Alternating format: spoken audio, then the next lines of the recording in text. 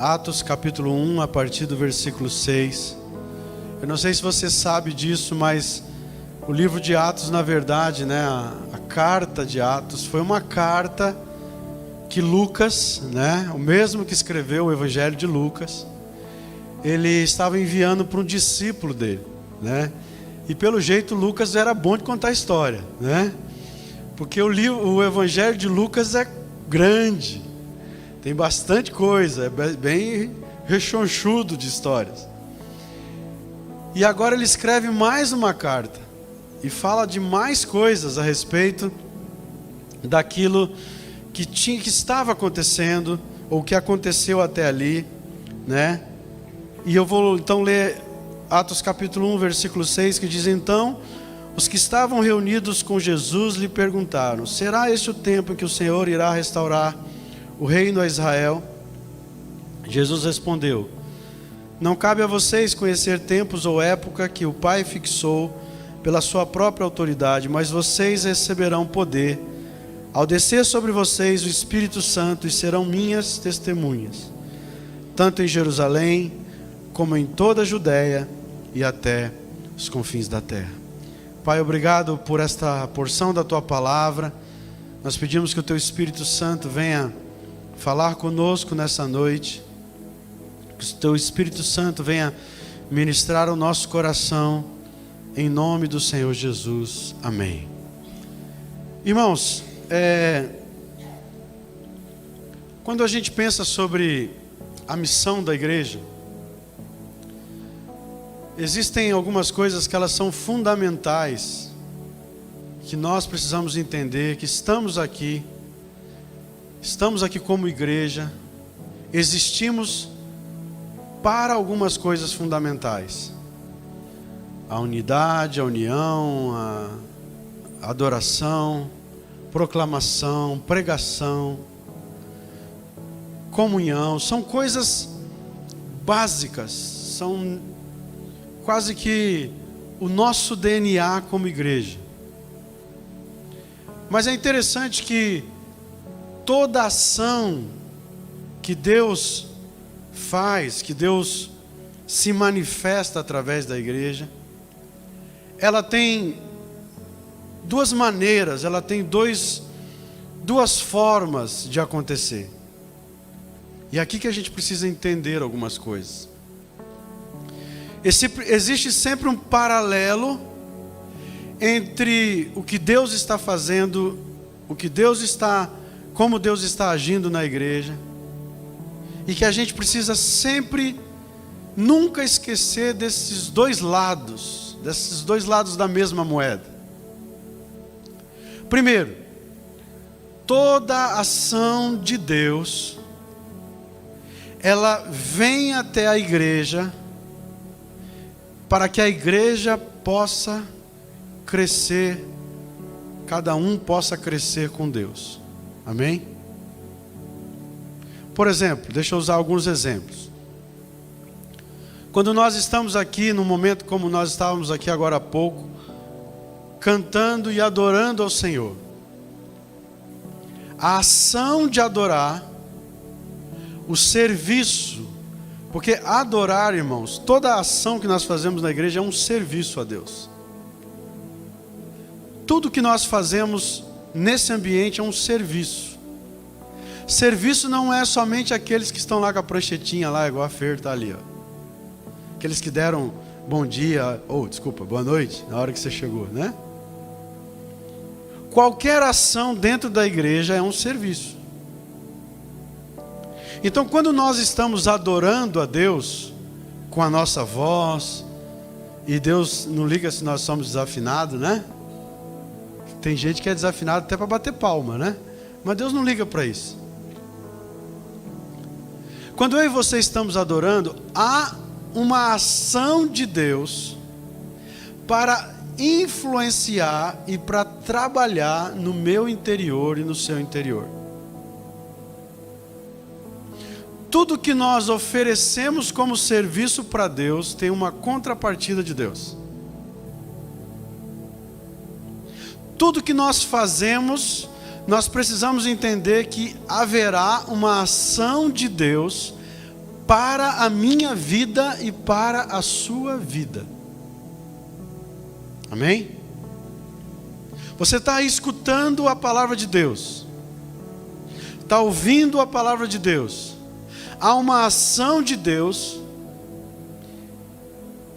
com objetivo, intencionalmente, para que você, eu e você, possamos crescer em Deus. Então a gente precisa entender que tudo que fazemos no reino de Deus, há uma ação de Deus para trabalhar nas nossas vidas. Eu vou usar uma outra experiência ou uma outra maneira de servir, para você entender mais ou menos como é que Deus age, como é que Deus faz. Quando você sai com um folheto, alguém lembra dos folhetos? Né? Alguém já recebeu algum folheto na vida? Né? Eu já carimbei muito folheto na minha vida. Né? Quando você sai para entregar um folheto, quando você faz uma visita com a intenção de ganhar uma pessoa para Jesus, parece ser algo que vai gerar somente benefício em quem está recebendo, não é? Eu estou saindo para ofertar, para dar, para pregar o evangelho, para entregar um folheto, para... Pois bem, mesmo a ação que pareça ser algo que está ligado a evangelizar, a tocar uma vida de uma outra pessoa, essa ação que tem como objetivo principal a evangelização, alcançar uma outra vida, essa ação também vai trazer benefícios para dentro de você. Porque o reino de Deus é assim. Toda ação no reino de Deus que você oferece, que você oferta, que você coloca, oferta a alguém, há um benefício da parte de Deus para a sua vida. Esse é um lado do evangelho, esse é um lado da missão de Deus para as nossas vidas. O outro lado é que na missão que Deus nos deu, eu e você precisamos ser a voz de Deus na terra, a mão de Deus na terra, os pés de Deus na terra. A igreja, ela é o corpo de Cristo. Então ela nada mais é do que a expressão de Jesus. Estão me entendendo? Então deixa eu usar agora o contrário. Porque quando a gente pensa que nós somos os pés de Jesus, nós somos os olhos de Jesus, a boca de Jesus, as mãos de Jesus, nós imaginamos que a ação da igreja, a missão da igreja, é somente quando nós saímos. Mas, por exemplo, quando nós adoramos, que é algo que traz benefícios internos, a adoração também produz resultados em outras vidas. O que eu estou querendo dizer com tudo isso? Que não é muita coisa. O que eu estou querendo dizer nessa noite é que toda a ação da igreja que está fundamentado na sua missão, ela vai produzir benefícios de crescimento, de frutos externos, mas também de frutos internos e vice-versa. O que isso quer dizer? Isso quer dizer que nós precisamos entender que no reino de Deus nós não podemos nem somente pensar em evangelizar e nem somente pensar em crescer. Porque as duas coisas elas precisam andar como? Juntas.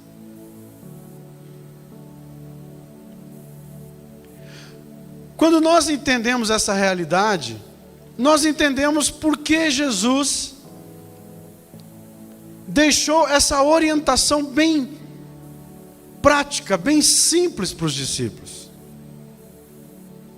Porque antes de Jesus enviar os discípulos para pregar, para serem testemunhas, Jesus fez duas coisas importantes na vida deles. Primeiro, ele disse: ficai em Jerusalém, até que sejais revestidos do poder. Ficai. Há um tempo que Deus nos chamou para a gente ficar, para a gente crescer, para a gente se preparar. Mas haverá um momento, e aqui nós temos que lembrar que isso aqui é antes do derramar do Espírito. Há um momento onde Deus diz, ou melhor, onde Deus nos enche com o Espírito Santo. E quando Ele nos enche com o Espírito Santo, Ele nos dá o poder, a autoridade para ser testemunha dEle. E quando a gente pensa nessa palavra, quando a gente lê essa palavra aqui de Atos 1:8, a gente tem que lembrar que Jesus já havia dito isso antes.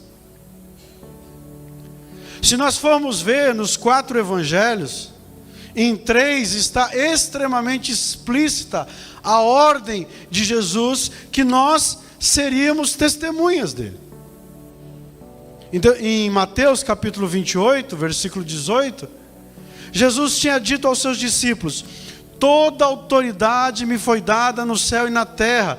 Ide, portanto, fazei discípulos de todas as nações, batizando-os em nome do Pai, do Filho e do Espírito Santo, ensinando-os a guardar todas as coisas que vos tenho ordenado. E eis que eu estou convosco até a consumação do século. Então, quando Jesus chega nesse momento ali em Atos 1:8, isso não era novidade. Jesus já havia dito isso em Marcos, a mesma coisa. Marcos conta o mesmo texto, olhando de um prisma diferente: ide por todo mundo, pregai o evangelho a toda criatura, quem crer e for batizado será salvo, quem porém não crer será condenado.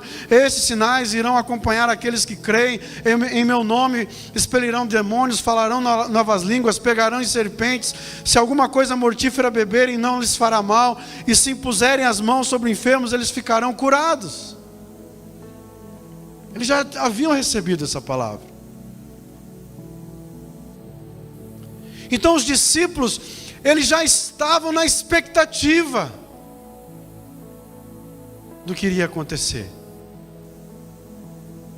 E em todas essas palavras, em todos esses textos, vistos de maneira diferente ou escritos de maneira diferente, há uma palavra que ela é central,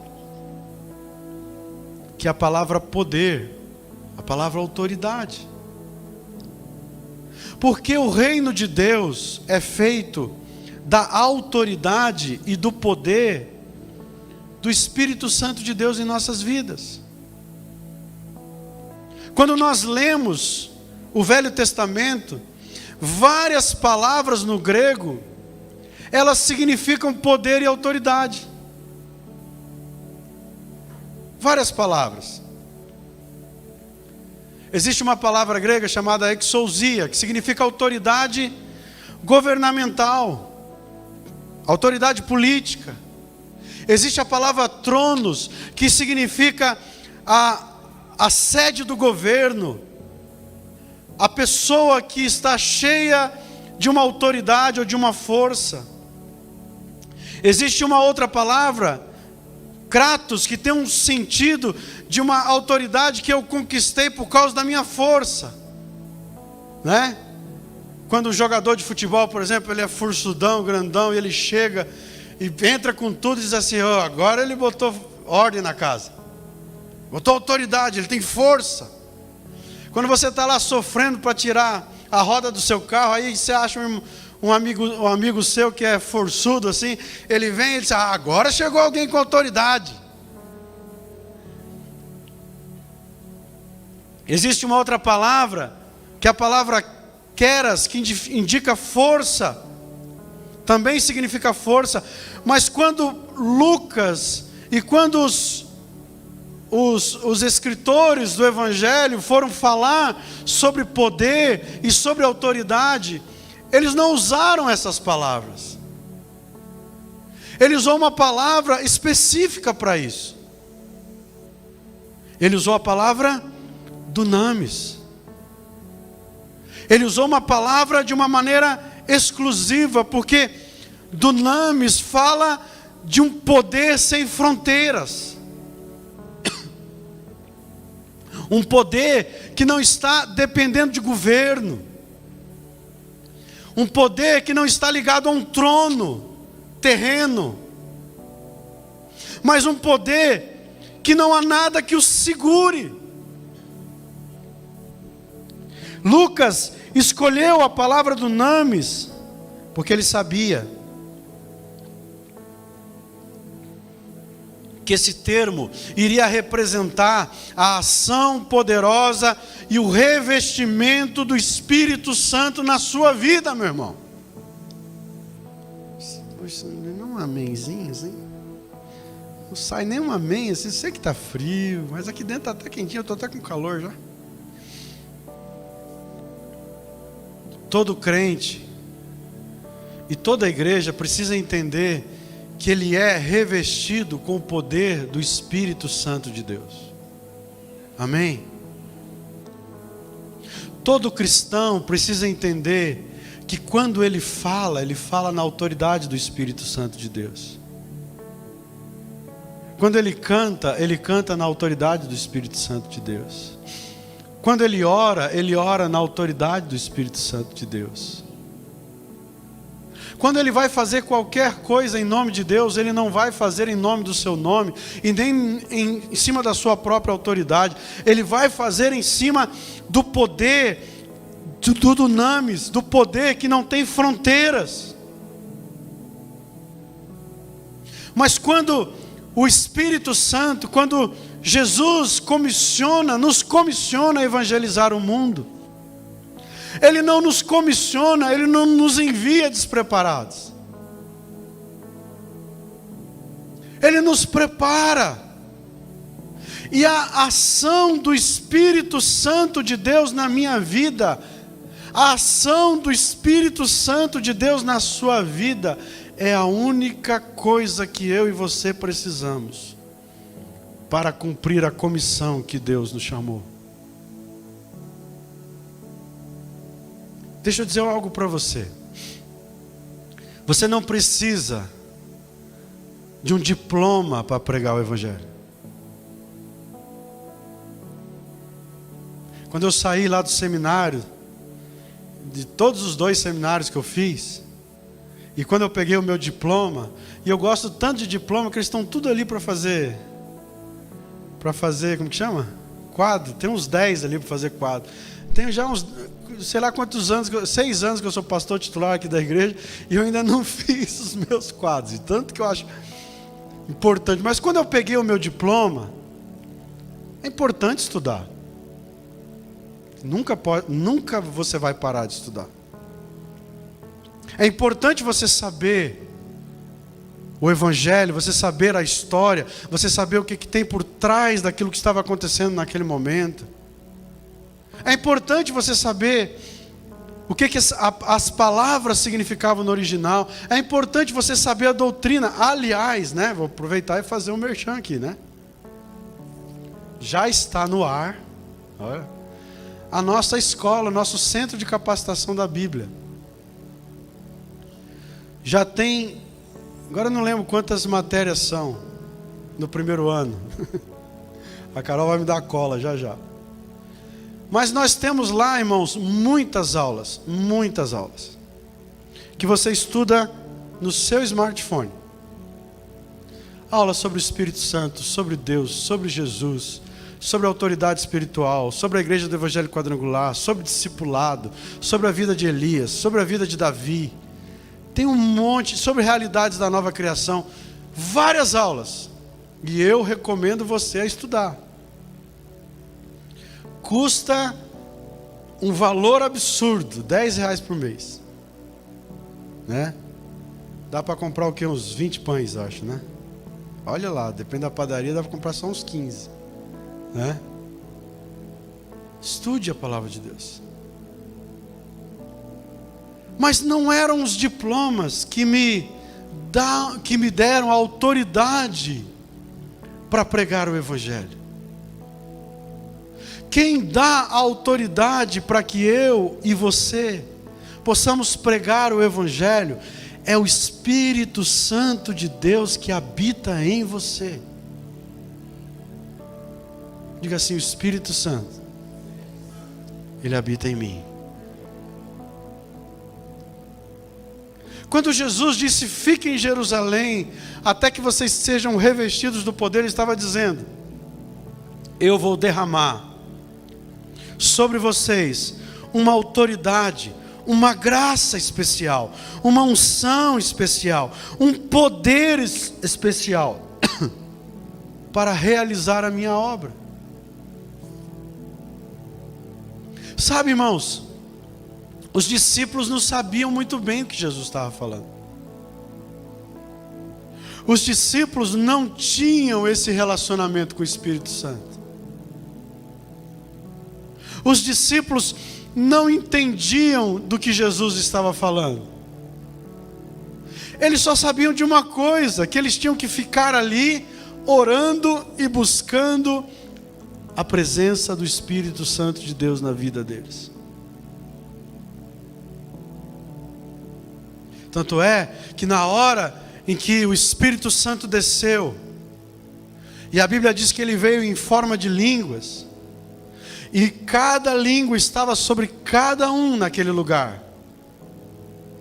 Eles começaram a pregar, e pregar em línguas diferentes.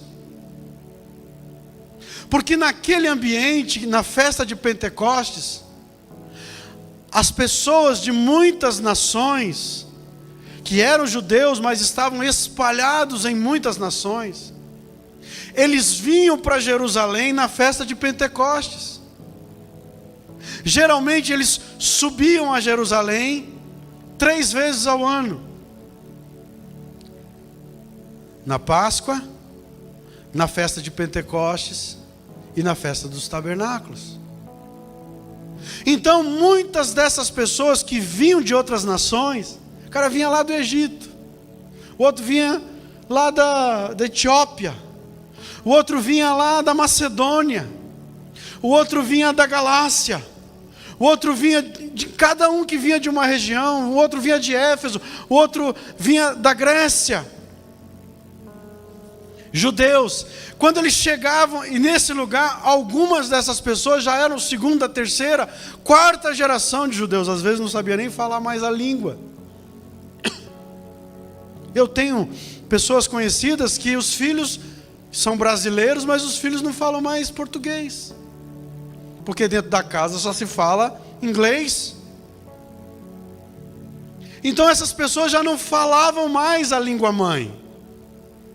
E aqueles homens, quando eles foram cheios do Espírito Santo, eles começaram a pregar o Evangelho na língua que essas pessoas entendiam, sem nunca ter falado essa língua. Olha que coisa louca, que coisa doida.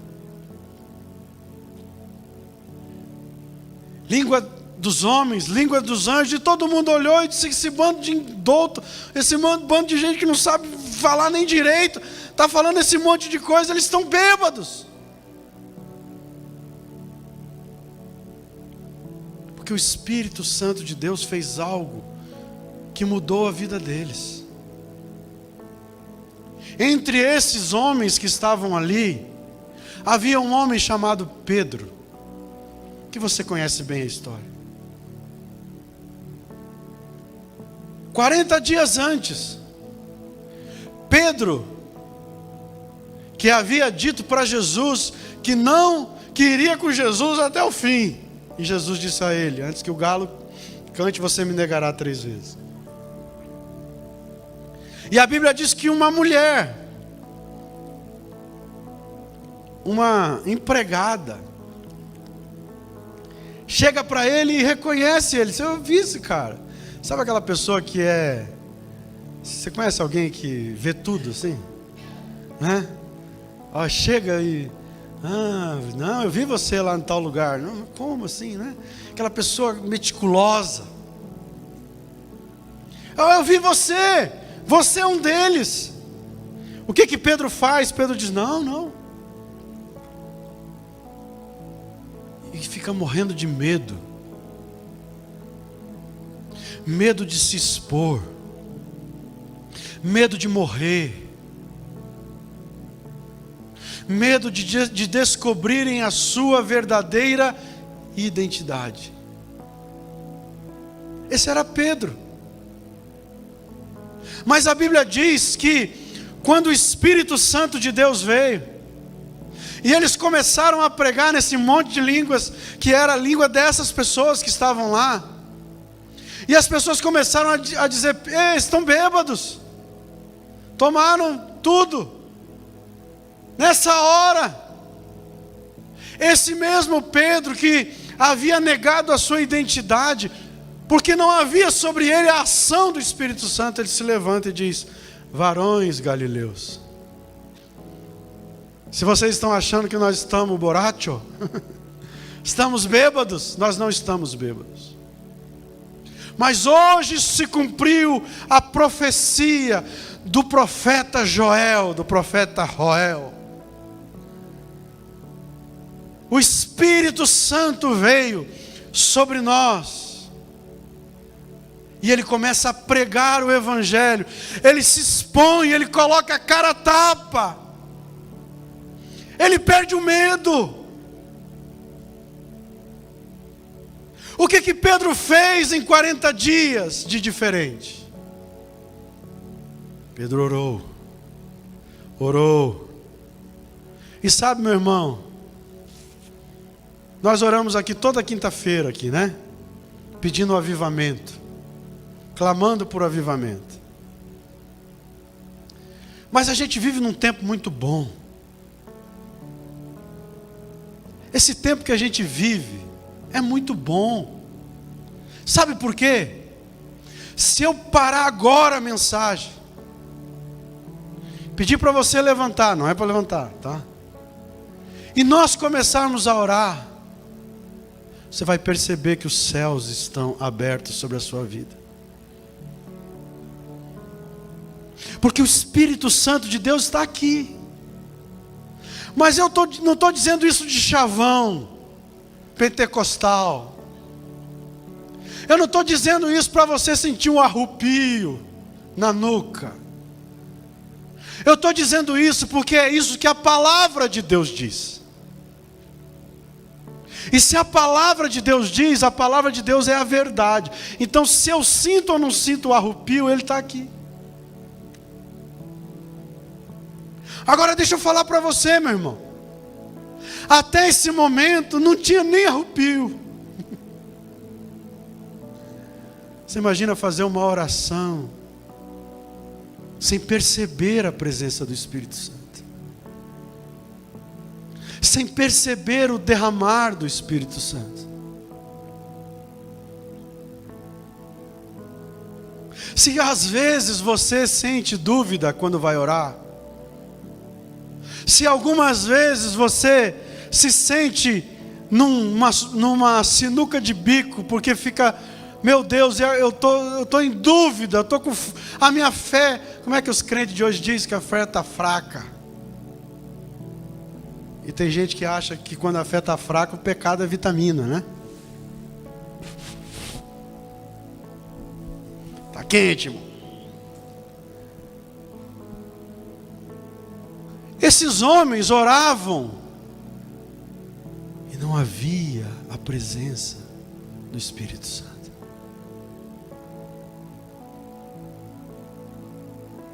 Não havia manifestação do Espírito Santo. Mas eles oravam. E oravam. E oravam. Até que um dia o Espírito Santo veio sobre a vida deles. E eu fico imaginando o tamanho da alegria e o tamanho da satisfação, porque agora eles não têm somente a mensagem para si mesmos, agora eles são a voz de Deus, agora eles são os braços de Jesus. Eles entenderam a missão da igreja, eles entenderam a razão da igreja, e o poder do Espírito Santo é o segredo daquilo que eu e você precisamos fazer como igreja e ser como igreja. Lembre-se, preste atenção, esses homens conheceram Jesus intimamente, 3 anos e meio, do qual 1 ano e meio, 12, ficaram full time com Jesus. Eles foram ensinados pelo próprio Jesus. Senta aqui, meu filho, deixa eu te explicar.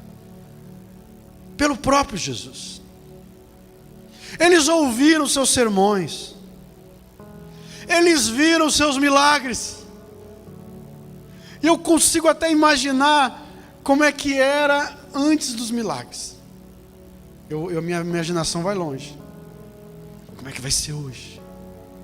O que você acha? Como é que ele vai realizar o milagre? Eles viram os sofrimentos de Jesus, eles viram a morte de Jesus, eles viram a ressurreição de Jesus, eles viram a ascensão de Jesus. E todas essas experiências, preste atenção nisso aqui. Eu grifei de preto, eu fiz um monte de coisa para chamar a minha atenção, para chamar a sua atenção nessa frase que eu vou ler agora. Todas essas experiências por si só potencializam emocionalmente e animicamente qualquer pessoa. Imagina, Vanessa, você está lá na turma, aí o cara tem um bracinho curtinho assim. Aí você vê o braço crescendo assim. Já pensou? Vai marcar a tua vida? Para sempre. Aliás, quantas pessoas aqui já não viram milagres de Deus? Isso marcou a sua vida. Sim ou não? Quantas pessoas já foram tocadas emocionalmente quando viram pessoas se rendendo aos pés de Jesus? Talvez, se você pudesse computar o número de pessoas que você já viu se rendendo a Jesus, você ficaria assombrado com os tantos de milagres que você já viu Jesus fazendo na vida de pessoas. Quantas histórias de homens e mulheres que saíram das drogas, que saíram do álcool, famílias restauradas pelo poder de Deus. Marca ou não marca a sua vida? Sim ou não?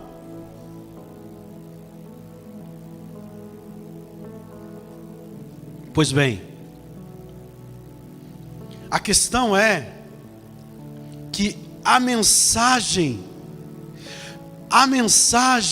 a história, o milagre se potencializa na minha vida e na sua vida quando o Espírito Santo de Deus faz a obra no meu coração e no teu coração.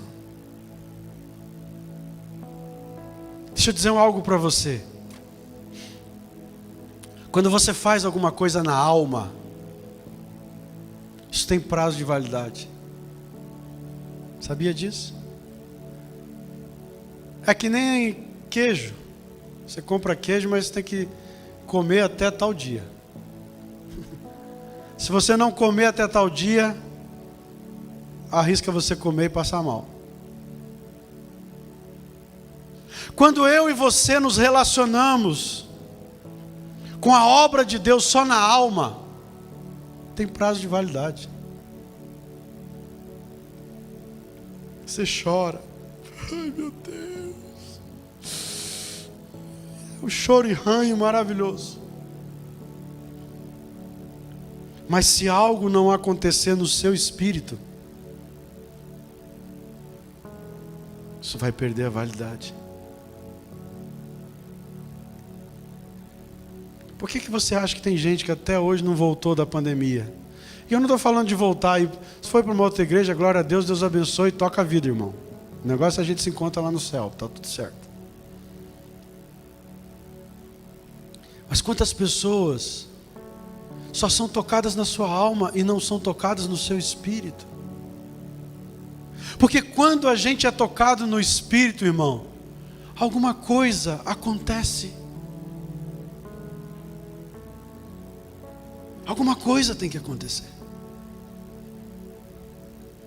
O Evangelho tem que produzir algo que muda a nossa vida.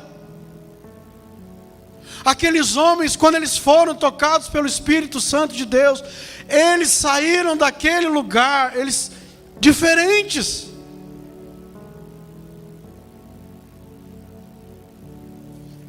Vocês já viram gente que é papa encontro com Deus? Já viram? A gente já viu um monte aqui. Tive uma pessoa, pastor, que a gente fez um encontro com Deus, era o 8º ou 9º encontro com Deus de igreja diferente que ela estava vindo. Ela ainda teve a capacidade de dizer para mim que ela estava fazendo uma comparação qual era o melhor. Vão no encontro com Deus, e é maravilhoso, que lindo, e chora, é um choro maravilhoso. Se você for vender coisa de beleza, encontro com Deus, você vai ficar rico. Porque que as mulheradas choram e que sai de rímel dos olhos é uma benção. Mas acaba. E eu não estou falando mal do encontro com Deus, não é isso? Porque o problema não é o encontro com Deus. O problema é o que eu faço com aquilo que eu recebo. A missão da igreja não vai acontecer se nós não deixarmos o Espírito Santo de Deus mexer com a nossa vida. A Bíblia diz, misericórdia, a Bíblia diz que o Espírito Santo de Deus veio para trazer o poder, com a finalidade dos crentes serem testemunhas. Veio com tudo, chegou chegando. Precisa de uma língua diferente para pregar o Evangelho? Está na mão. Não tinha curso de inglês naquela época. Não tinha, como é que é o nome daquele negócio na televisão lá que você faz online? Não tinha esqueci o nome lá do curso, que eu até fiz um tempo. Não tinha aula do Roel e da Carol para falar espanhol. Aí depois você me dá uma comissão. Não tinha. Precisa da língua? Está na mão. Tem gente doente? Precisa de cura? Está na mão. Pedro e João chegam no templo, na porta chamada Formosa, e está lá um aleijado. Irmãos, eu que sou de cidade pequena, o aleijado, ou o mendigo, ou a pessoa que está numa situação de carência, ela tem o ponto dela. É assim, é ou não é? É assim. O cara estava ali, no ponto dele.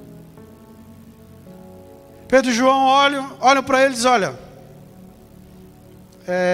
dinheiro nós não temos. Aí começou o ministério pastoral, dinheiro nós não temos. Mas o que eu tenho eu te dou, levanta e anda. Precisa de cura? Está na mão. Precisa de uma palavra de conhecimento, de sabedoria? Está na mão. A ferramenta que precisar para que o Evangelho avance, está na mão. E isso vai gerar frutos externos e frutos internos. Mas o texto diz que Jesus quer encher você para você ser testemunha. Eu quero encerrar com isso. A palavra testemunha aqui no grego é a palavra martis, que é um substantivo do verbo martírio. E nesse tempo essa palavra significava 5 coisas. Significava, primeiro, testemunho judicial de um fato. Vou lá e dou testemunho em prol do Mike, em relação a um assunto que ele está tendo uma demanda contra alguém. Era usada essa palavra. Outra situação era testemunho de fatos numa confissão de fé. O que é que você acredita? Em que você acredita? A palavra usada era essa.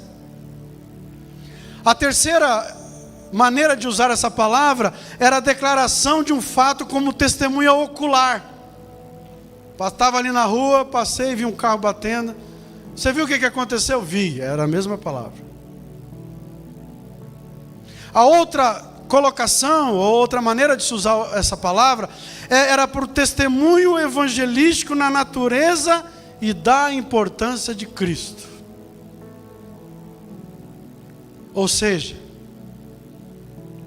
eu e você precisamos ter um testemunho de cristãos. Um testemunho de que Cristo habita em nós.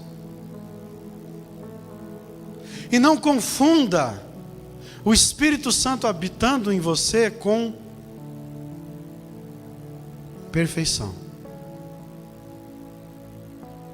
Porque muito crente não abre a boca para falar de Jesus, porque ele acha que só vai falar de Jesus.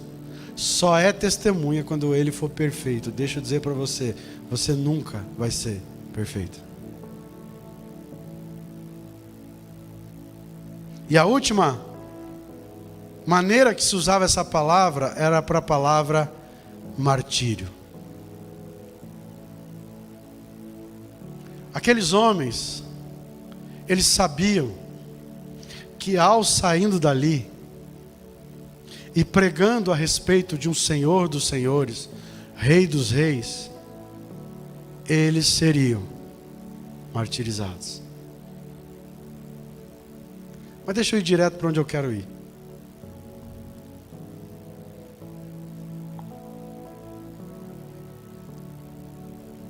Hoje, se você pregar o Evangelho, ninguém vai te prender. Eu e você vivemos numa liberdade para pregar o Evangelho de Cristo. Eu e você vivemos numa liberdade, deixa eu ser até um pouco menos incisivo. Eu e você temos liberdade de ser crente, de ter a identidade de Cristo nas nossas vidas. Porém, eu e você estamos sendo martirizados pela nossa inoperância. Sabe o que nos persegue hoje em dia? Não é o governo. Não é isso ou não é aquilo. O que nos persegue hoje em dia é que eu e você temos medo de sermos quem nós somos.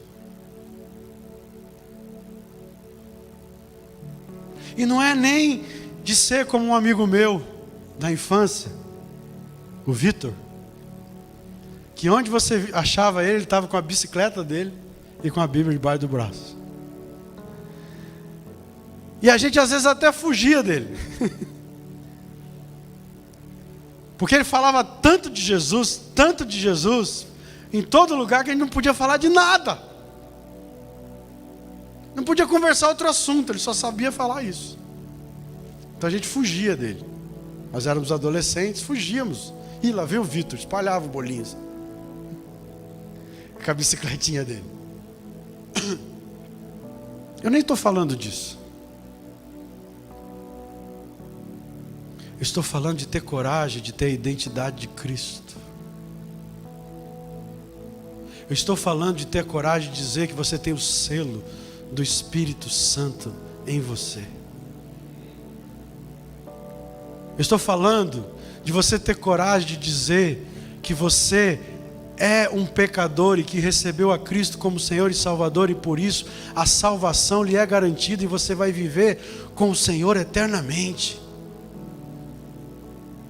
Eu estou falando de você dizer sim, que você acredita na Bíblia. Ela é a palavra de Deus. E ela não tem como objetivo principal ser um livro científico e nem um livro para comprovar nada da ciência, mas ela é um livro que foi escrito para transformar as nossas vidas e a nossa história. Ela é o legado de Deus para nós aqui nessa terra. Ser testemunha. Ser testemunha é dizer: eu sou de Cristo. Jesus morreu no meu lugar, e eu o recebi como Senhor e Salvador da minha vida, e agora Ele mora dentro de mim. E talvez você me ache esquisito, você me ache estranho, porque na hora de contar as piadas sujas eu saio, porque na hora de fazer a maracutaia eu não estou no meio, porque na hora de fazer coisa errada eu não quero, mas é porque eu tenho uma identidade dentro de mim e eu quero viver de acordo com essa identidade. Cristo vive em mim, e eu não tenho vergonha, eu não tenho mais medo, se eu vou ser rejeitado pela sociedade. Eu não tenho mais medo se vão jogar pedra em mim ou se vão me crucificar, como era o medo de Pedro antes do Espírito Santo de Deus estar sobre a vida dele. Porque o maior tesouro que há no universo, ele mora dentro de mim. A missão da igreja é ser filho. A missão da igreja é amar o Pai, é amar a presença do Espírito Santo de Deus, de tal maneira que ela se manifesta através da minha vida. E você não precisa ser um chato de galocha, porque você vai manifestar Cristo com a sua vida, com a sua vida. E deixa eu dizer algo para você, meu irmão. O mundo está sedento, ardendo de desejo que nós nos manifestemos. Ah, pastor, mas eu acho isso legal, mas eu não consegui chegar nesse nível. Então deixa eu dizer algo para você. Invista na sua vida espiritual. Leia a Bíblia. Se você não sabe ler a Bíblia, vai fazer o pare por um. Alguém vai te ensinar a ler a Bíblia. Eu não sei orar. Procura alguém para te ajudar a orar, te ensinar a orar. Vem aqui no culto de quinta-feira. Senta aí e começa orando aí sozinho. Daqui a pouco você já está com o microfone na mão. Vem orar. Vem aprender com mimetismo. Por que a gente não aprende a orar? Porque a gente não vê as pessoas orando. A gente não imita ninguém, a gente imita porcaria. A gente ensina os nossos filhos a gostar de porcaria e de imitar porcaria. Mas vem orar. Vem olhar quem está orando. Vem ver como eles estão orando. Vem olhar para as pessoas, pergunte para as pessoas que leem a Bíblia, me ajuda, como é que eu aprendo a ler a Bíblia? É muito complicado, que fulano matou ciclano, o outro nasceu de não sei quem. Então onde que eu começo? Vista na sua vida. Aprenda a adoração com essa turma aqui, ó. Deixa eu falar assim para não se achar muito. Aprenda a adoração com essa turma que está aqui na frente. Você não se acha.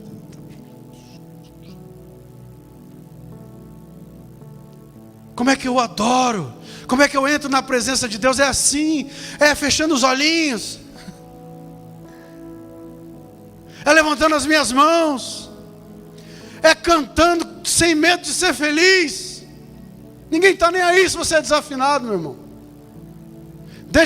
Deixa que os afinados a gente vem aqui para frente. Você é desafinado, canta a plenos pulmões. Imita alguém que está adorando. Mas como assim imita, pastor? Isso não é muito teatral. Meu irmão, quando você era pequenininho, como é que você aprendeu a fazer as coisas? Imitando a sua mãe. Eu me lembro quando eu tinha 8 anos de idade, eu falei para meu pai assim: pai, deixa eu dirigir o carro. A gente sempre ia visitar minha avó lá numa roça. Eu dizia: pai, deixa eu dirigir o carro. Ele disse: você está louco, piá? Piá não, que ninguém chama de piá na minha terra, né? Você sabe fazer alguma coisa que eu nunca te ensinei nada? Eu disse: não, mas eu vejo você fazendo. Ah, eu quero ver. Ele me deixou sentado no colo dele. Eu apertei a embreagem, passei a primeira e andei. E saí com o carro. Ele disse: agora o que faz? Eu apertei a embreagem de novo, passei a segunda. Ele disse: tá bom, chega. Ele ficou com medo de eu aprender mesmo. Chega, já entendi. Como é que eu aprendi? Eu ficava assim, ó. Pô, piar, né? Para carro é um negócio absurdo, né? Eu ficava assim.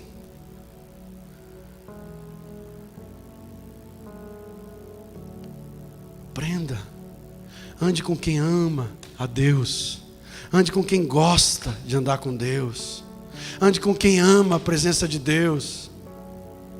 Invista tempo na sua vida espiritual. Eu tenho certeza que você vai perceber que o Espírito Santo de Deus está dentro de você.